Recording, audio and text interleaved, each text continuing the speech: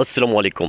Breaking news, এই মুহূর্তে যে ব্রেকিং নিউজ আপনাদের সামনে উপস্থাপন করছি, ইরানের যে পরমাণু কার্যক্রম রয়েছে, এই পরমাণু কার্যক্রম আগামী 3 বছরের জন্য হলেও তা পিছিয়ে গেছে বলে মন্তব্য করেছেন ইসরায়েলের পররাষ্ট্রমন্ত্রী গিদেওয়ান স্যার।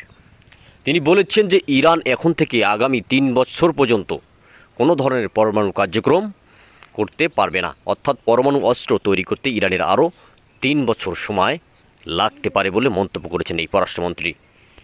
এছাড়া পররাষ্ট্রমন্ত্রী আরও বলেছেন যে এই চলমান যুদ্ধে ইসরায়েলের পক্ষে হামলা না থামানোর পরিকল্পনা বর্তমানে ইসরায়েলের হাতে রয়েছে, অর্থাৎ মধ্যপ্রাচ্যের যে বিশৃঙ্খলা সৃষ্টিকারী ইসরায়েল, এই ইসরায়েলের পররাষ্ট্রমন্ত্রী এটাও বলেছেন যে বর্তমানে তারা কোনো ধরনের যুদ্ধ থামানোর পরিকল্পনা করতেছে না। অন্যদিকে যদি আমরা দেখি যে ইরানের পররাষ্ট্রমন্ত্রী আব্বাস আরাকচি তিনি বলেছেন এই যুদ্ধ থামাতে হলে ইসরায়েলকে সর্বপ্রথম আগ্রাসী থামাতে হবে, তাহলে ইরানও আগ্রাসী থামিয়ে দেবে। কিন্তু আব্বাস আরাকচির কথার বিকল্পভাবে বলছে ইসরায়েলের পররাষ্ট্রমন্ত্রী গিদেওয়ান। তিনি বলছেন যুদ্ধ থামানোর কোনো পরিকল্পনা নেই, এবং অপরপক্ষে ইরান বলছে এই যুদ্ধ যদি থামবে তখনই যখন ইসরায়েল আমাদের উপর আগ্রাসন থামাবে। প্রিয় বন্ধুরা, এই মুহূর্তে এই দু দেশের পররাষ্ট্রমন্ত্রীর কথা দুরকম হয়ে গেছে। এদিকে এই মধ্যপ্রাচ্যের অস্থিতিশীলতার জন্যে পৃথিবীর সর্বমোট 21টি দেশ নিন্দা জানিয়েছে ইসরায়েলের ওপর।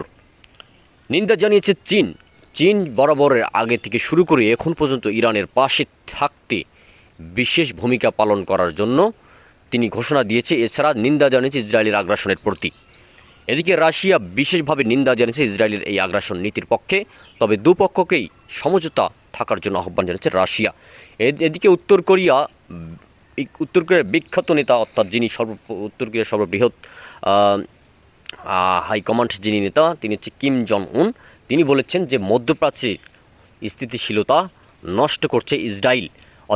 তিনি এটাও বলেছেন এই ইসরায়েল মধ্যপ্রাচ্যের একটি ক্যান্সার রাষ্ট্র, অর্থাৎ নেতানিয়াহুকে একটা ক্যান্সার হিসেবে আখ্যায়িত করছে উত্তর কোরিয়া। তিনি এও বলেছেন ইরানের পাশে উত্তর কোরিয়া সবসময় থাকবে এবং আছে।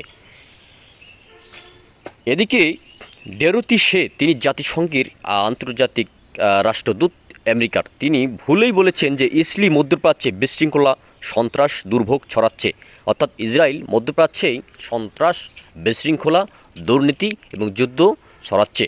তিনি এই কথাটি যদিও ভুল করে বলেছেন, কিন্তু সত্য একসময় বেরিয়ে এলো তার মুখ ফসকে। প্রিয় বন্ধুরা, এদিকে ট্রাম্প বলেছেন মধ্যপ্রাচ্যের এই অস্থিতিশীলতা আরও বাড়িয়ে দিয়েও ট্রাম্প এমন একটি বিস্ময়কর নির্লজ্জের মতো দাবি করেছেন যা শুনলে আপনি চমকে যাবেন। ট্রাম্প বলেছেন, আমি 4-5টা নোবেল পাওয়ার যোগ্যতা রাখি, কিন্তু আমি রুয়ান্ডা, কঙ্গো, কসোভো, ভারত, পাকিস্তানের উত্তেজনা থামাতে বড় ভূমিকা রেখেছি, আর তারা আমার মতো মানুষদের আজও নোবেল দিচ্ছে না।